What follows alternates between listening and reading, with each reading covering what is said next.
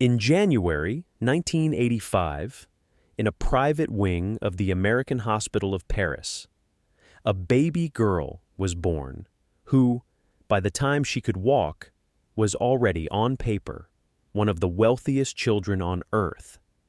She would never meet her grandfather. She would barely know her mother. She would spend her adult life fighting to control a fortune that was never fully hers to control, being rejected by the very institution built in her family's name, and watching tabloids across 3 continents dissect every divorce, every lawsuit, every disappearance from public view.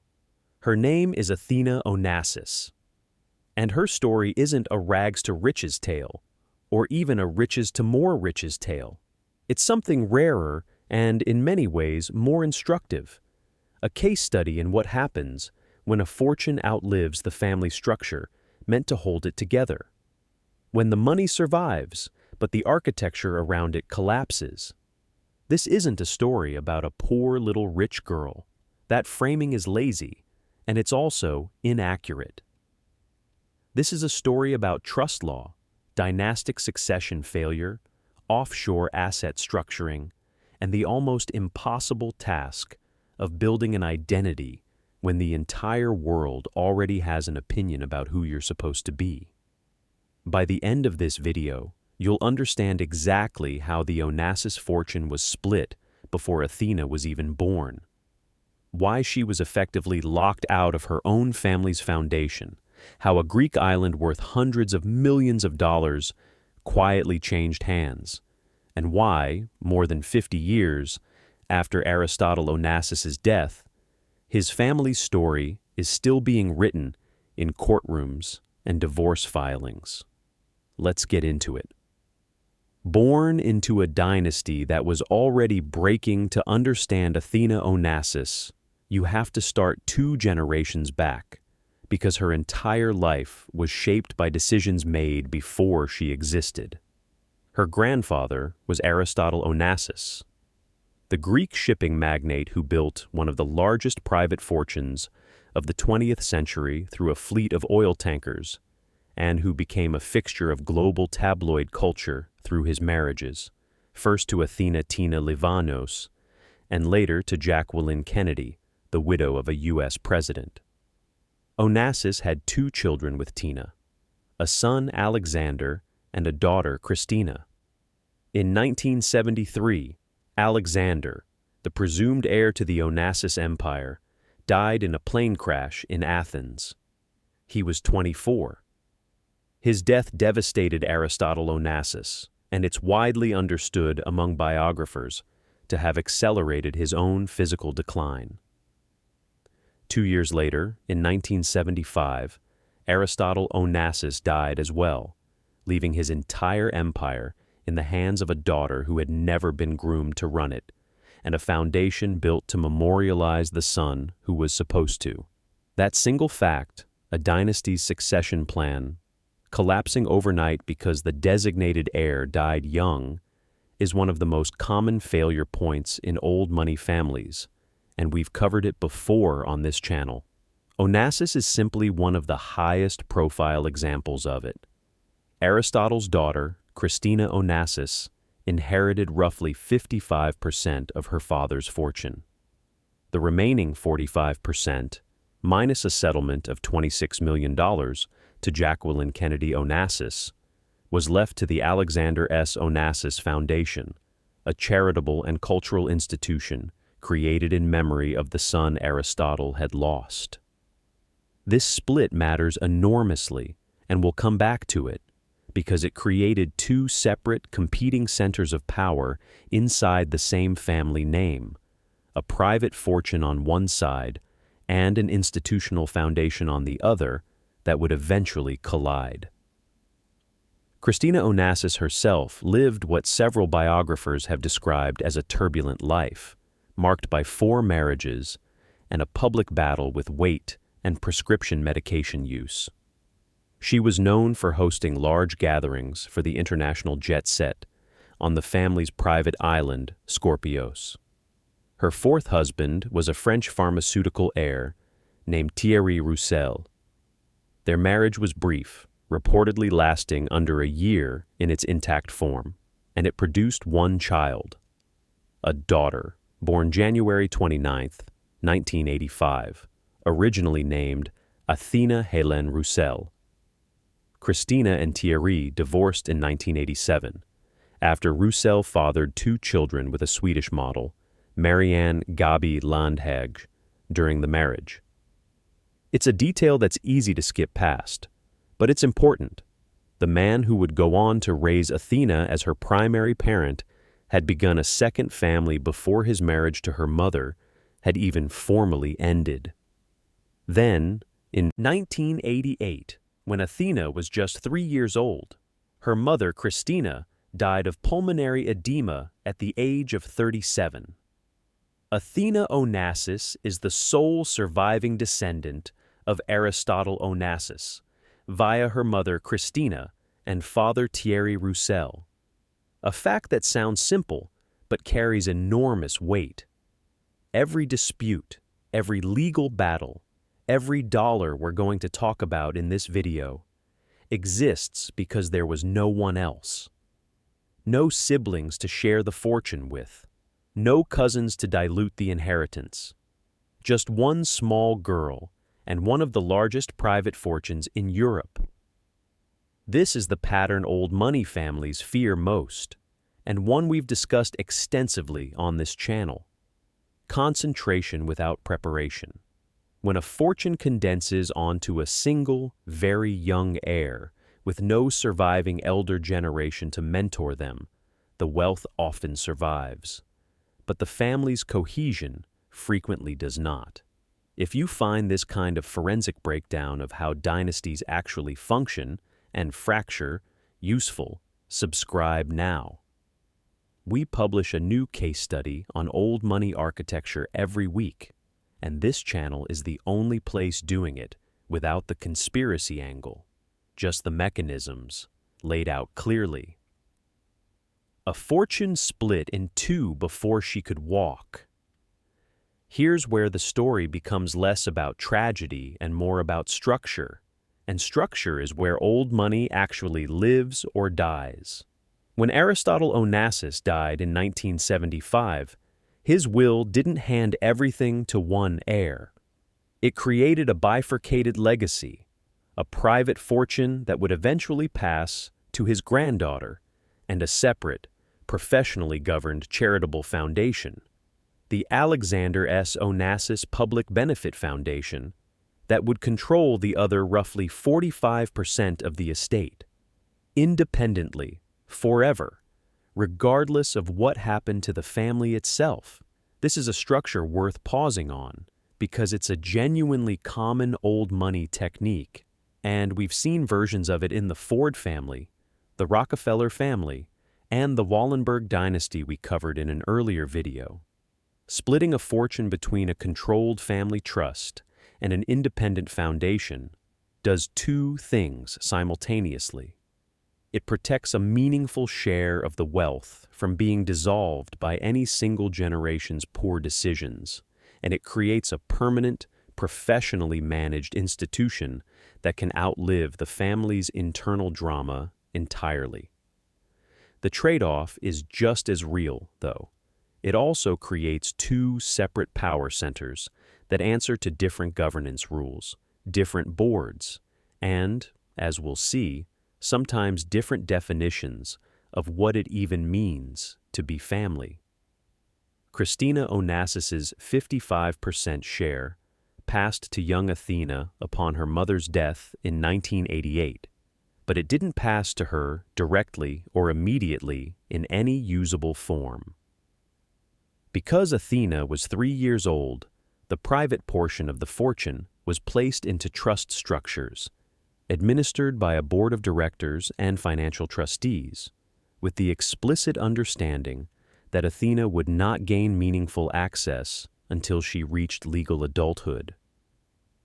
Reports place the value of what Athina stood to inherit from her mother's estate at roughly $800 million, though, and this is a pattern you'll notice throughout this video, nearly every figure associated with this family's wealth has been reported differently by different outlets, sometimes wildly so. We'll flag every one of these discrepancies as we go, because in old money reporting, the gap between reported net worth and actual net worth is often the story itself. What's not in dispute is the mechanism: a locked trust, professional trustees, and a payout structure tied to specific birthdays. Athina's fortune was locked up in a trust fund, controlled by a board of directors at the Onassis Company, and she would not gain access to the bulk of it until she turned 18, and, by some accounts, not full discretionary control until 21. This is textbook old money risk management. Never hand a fortune to someone before they've had time to develop judgment, and never hand it over all at once. It's the same logic behind staggered trust distributions we've discussed in our videos on dynasty trusts and incentive trusts. Release the capital in structured tranches, tied to age and often to milestones, specifically to prevent a young, ungoverned heir from making catastrophic decisions with money they don't yet understand. The problem, as we'll see, is that this kind of structure protects the money. It does almost nothing to protect the relationships, the identity, or the sense of belonging of the person the money is technically for. Raised far from Greece, in the shadow of a name she barely knew. After Christina's death, custody of 3-year-old Athina went to her father, Thierry Roussel. Roussel in Landage, the model he had already started a family with during his marriage to Christina, married in 1990, and Athina was effectively raised inside that blended household, alongside 3 half-siblings, Eric, Sandrine, and Johanna. Athina attended school in Lucy-sur-Morge, Switzerland, took a preparatory course in Brussels, Belgium, and passed her baccalaureate exam in 2003. Notice what's missing from that list. Greece. The country her mother came from, the country her grandfather built his empire in, the country that housed the Alexander S. Onassis Foundation, bearing her family's name, was not where she grew up, went to school, or spent her formative years. She was raised speaking Swedish to her stepmother and French to her father, according to reporting on the family, not Greek. This detail seems small, but it becomes one of the central conflicts of her adult life, and it's a pattern worth naming clearly for anyone studying dynastic wealth. Physical distance from the source of a fortune often becomes cultural distance, and cultural distance eventually becomes a legitimacy problem. This is different from most of the case studies we've covered on this channel, where heirs are deliberately immersed in the family's original culture, language, and networks as a form of continuity building. Here, the opposite happened, whether by circumstance, custody arrangement, or parental choice. And the consequences would surface publicly once Athina became an adult and had to interact with the institutions that carried her family's name. It's worth being precise about what we do and don't know here. We don't have access to Thierry Roussel's private reasoning, and biographers disagree on how much of Athina's distance from Greece was a deliberate decision versus simply the byproduct of where her father's life and business happened to be based. What we can say with confidence, because it's well documented, is the outcome: a child who was, by blood, the last living link to one of Greece's most famous families, growing up almost entirely outside Greek language and culture. That gap didn't stay private. It became a matter of public institutional record the moment Athina came of age, and the Onassis Foundation had to decide what her role, if any, would be. Coming of age and being turned away from her own family's foundation. When Athina turned 18 in January 2003, she gained access to the private portion of her inheritance, the Christina Onassis share of the fortune, administered separately from the foundation. This is the moment financial media began calling her one of the youngest billionaires in the world, though, and we want to flag this clearly for the fact-check pass, even contemporary reporting on the exact figure varied enormously, with estimates ranging from roughly $800 million to over $2 billion, depending on the outlet and year. But money wasn't the only inheritance question on the table. There was also the matter of the Alexander S. Onassis Foundation, the institutional half of her grandfather's legacy, based in Athens, built to honor the uncle she never met. Her wealth could have been greater, as Aristotle intended her to lead the Onassis Foundation, but she was rejected at 21 for growing up outside Greece. Read that again, because it's one of the most striking details in this entire story. The foundation created in her family's honor, sitting on hundreds of millions of dollars, effectively declined to place her, its own founder's granddaughter, into a leadership role because she didn't meet the cultural and linguistic bar the trustees expected. The foundation's board of trustees reportedly criticized her lack of spoken Greek and her limited knowledge of the country and its customs as part of that decision. This is a genuinely rare event in old money history. Most dynastic foundations bend over backward to keep a family member, any family member, in a visible governance seat, purely for legitimacy and continuity. Here, the professional trustees held the line instead, prioritizing institutional standards over bloodline entitlement. For anyone studying family governance, this is a useful, if uncomfortable, case study. It shows what happens when a family constitution, or in this case, a foundation's governing bylaws, is actually enforced as written, rather than quietly bent for the sake of keeping the family in charge. It's the flip side of the family governance failures we usually discuss on this channel, where boards cave to entitled heirs. Here, arguably, the board did its job, and the human cost was a young woman effectively locked out of the one institution that carried her mother's and uncle's names. What did Athena do in response? Rather than retreat from her Greek identity entirely, she moved toward it on her own terms. She adopted her mother's maiden name, Onassis, began learning the Greek language, and in 2019 competed for Greece at a show jumping competition outside Athens. This is worth sitting with. Having been rejected by the formal institutional path to reclaiming her heritage, she pursued an informal one: language lessons, a name change, and eventually national athletic representation. It's a genuinely compelling reframe of the poor little rich girl narrative that tabloids love to apply to her. This wasn't someone coasting on inherited status. This was someone actively, deliberately rebuilding a connection to a heritage that institutional gatekeepers had told her, in effect, she hadn't earned. This is exactly the kind of identity and legitimacy problem we see across almost every multi-generational fortune. The money transfers instantly, but belonging has to be earned, sometimes over decades. If you want to see how the Rothschild and Wallenberg families handled this same challenge very differently, we've got a full breakdown linked in the description and pinned comment. Drop a comment below.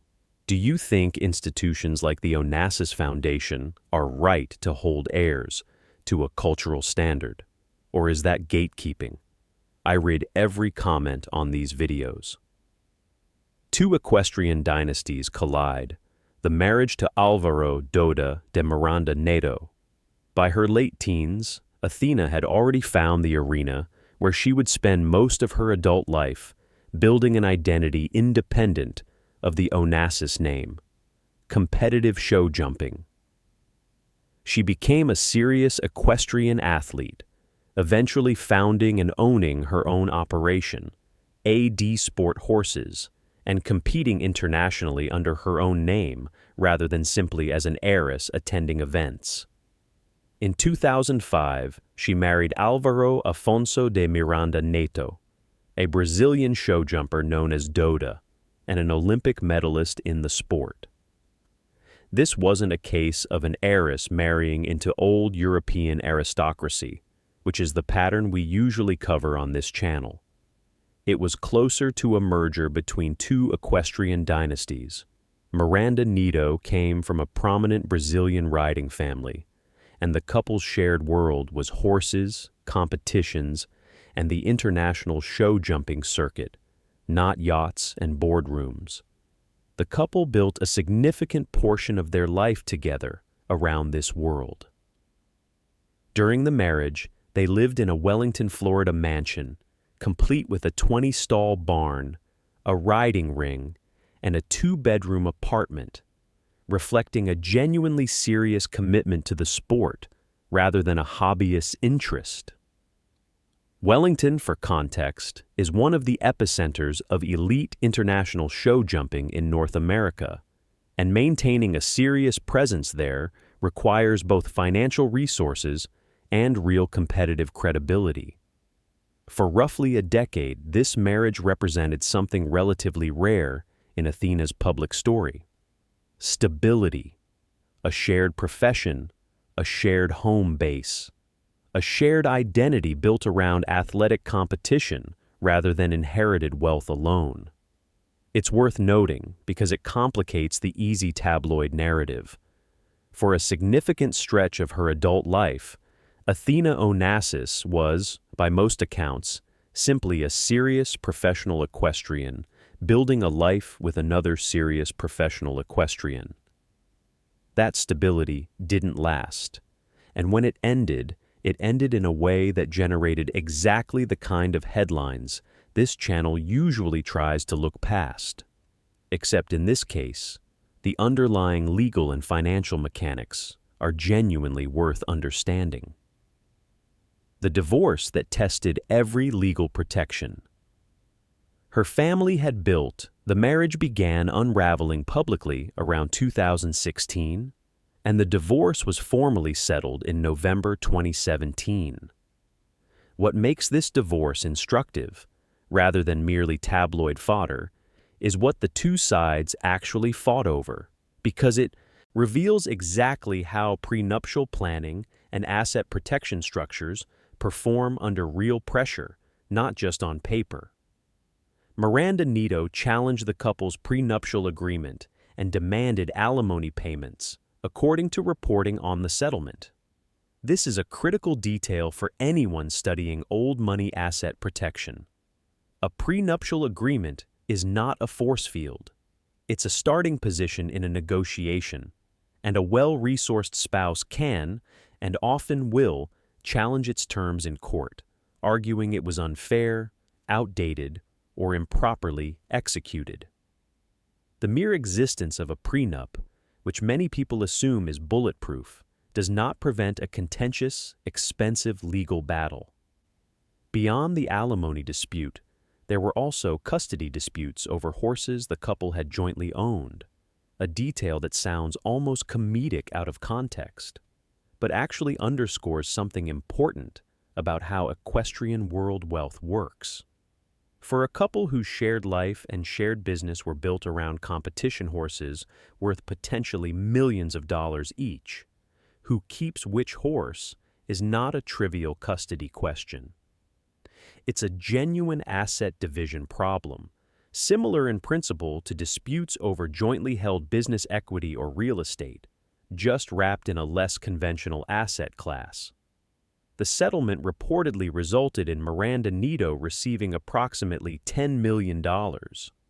Depending on which reports you read, this was characterized either as a fair resolution to a genuinely joint decade-long partnership, or as a costly concession extracted through prenup litigation. We don't have access to the actual settlement terms, which, as in most high-net-worth divorces, were not fully made public, so we're flagging this figure as reported rather than confirmed. After the divorce, Athena moved to Greece for a period, notably the same country whose foundation had once declined to fully welcome her, before eventually relocating again.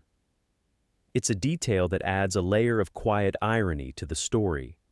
Having been told by the institutional gatekeepers of her heritage that she didn't belong, she chose, after the collapse of her marriage, to rebuild her life in that same country anyway. This divorce is a useful, concrete illustration of a pattern we discuss constantly on this channel. Prenuptial agreements reduce risk.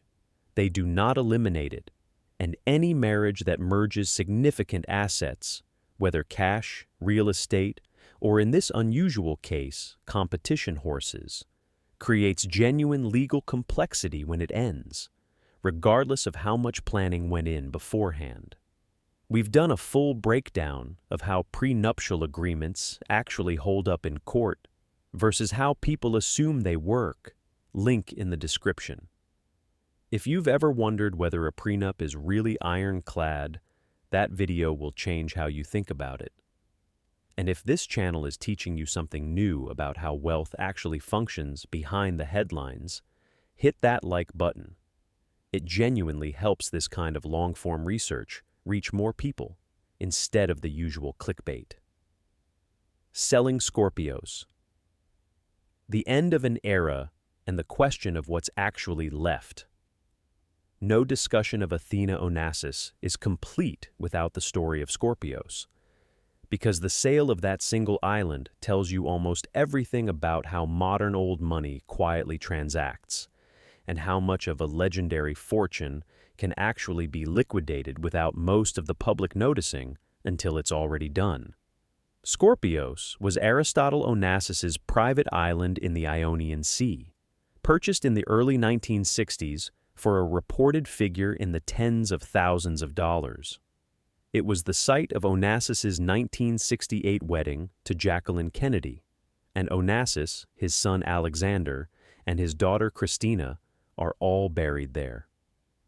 For decades, it was arguably the most potent physical symbol of the entire Onassis legacy, more evocative in cultural terms than any bank balance.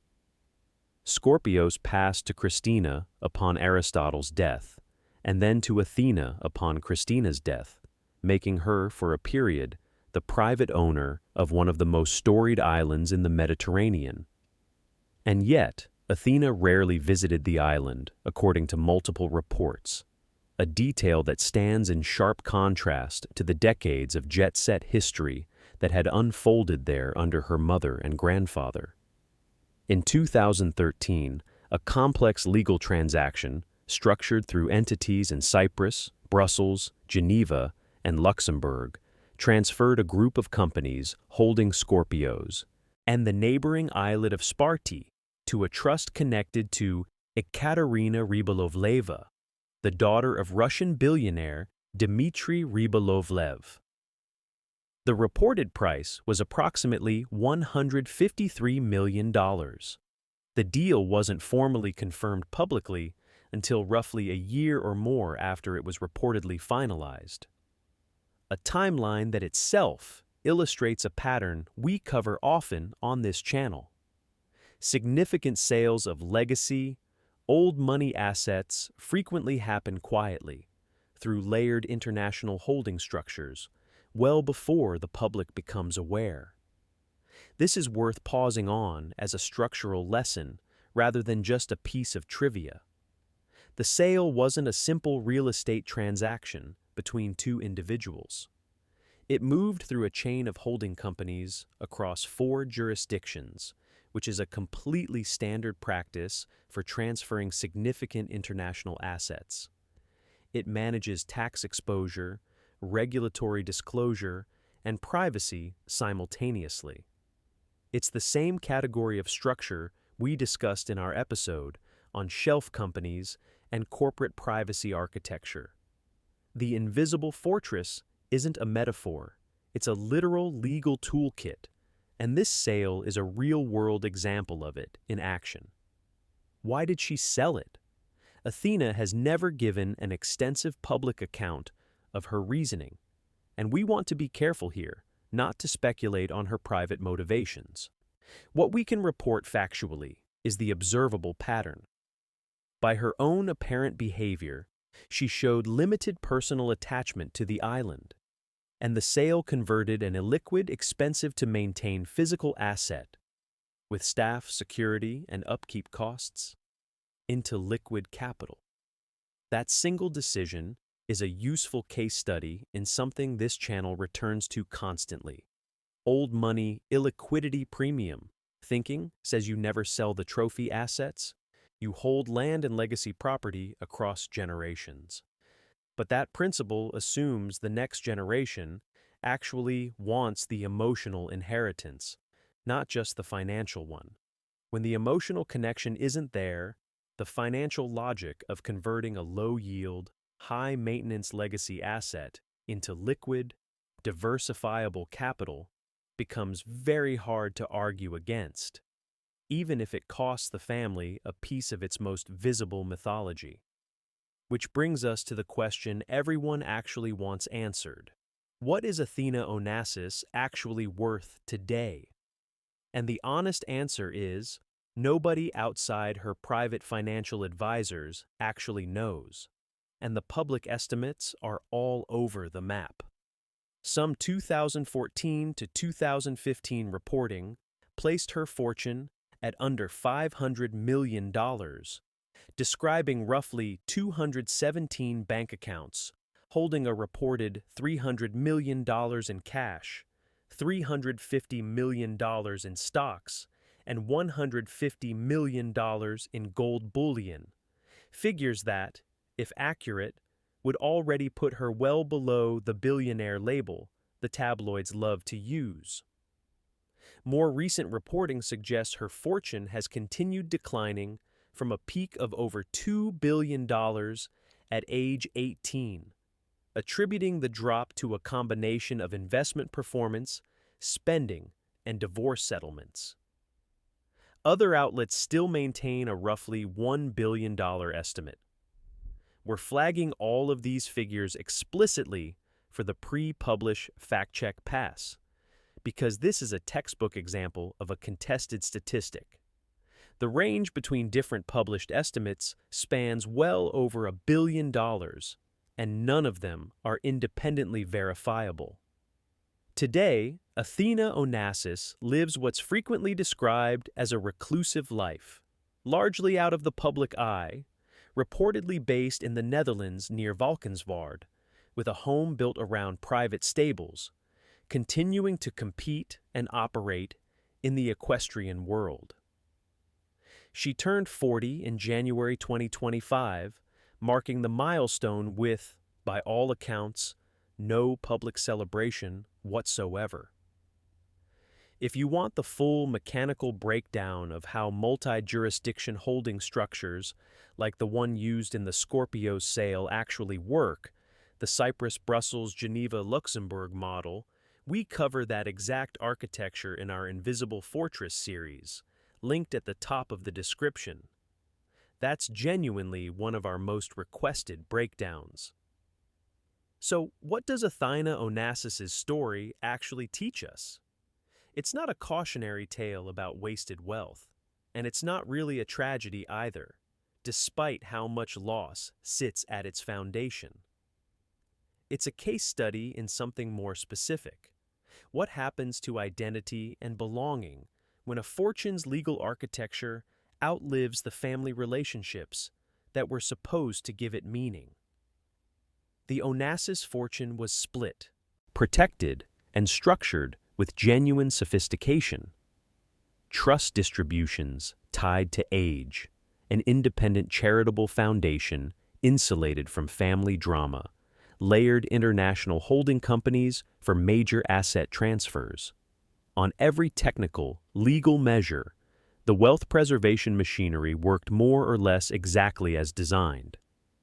What that machinery couldn't do, what no legal structure can do, is manufacture belonging, cultural fluency, or a relationship with a heritage a 3-year-old never had the chance to grow up inside. Athina Onassis inherited the money. The foundation's trustees decided, by their own governance standards, that she hadn't yet inherited the legitimacy to lead in her family's name. And in the years since, through language lessons, a reclaimed surname, and a competitive career built almost entirely on her own effort in a sport with no connection to shipping or shell companies, she spent much of her adult life trying to close that gap on her own terms. This isn't hidden. It's just never taught, because most coverage of families like this stops at the tabloid headline and never asks the more interesting question underneath it: what actually breaks, structurally, when a dynasty loses its designated heir? And what does the next generation have to rebuild, brick by brick, once the money alone isn't enough? If this kind of forensic, non-conspiratorial breakdown of how old money actually works and where it actually breaks is useful to you, subscribe and turn on notifications, because we publish a new deep dive every week. We're considering breaking down the Wallenberg family's 5-generation governance model, the exact opposite approach to the one you just watched fail here. See you then.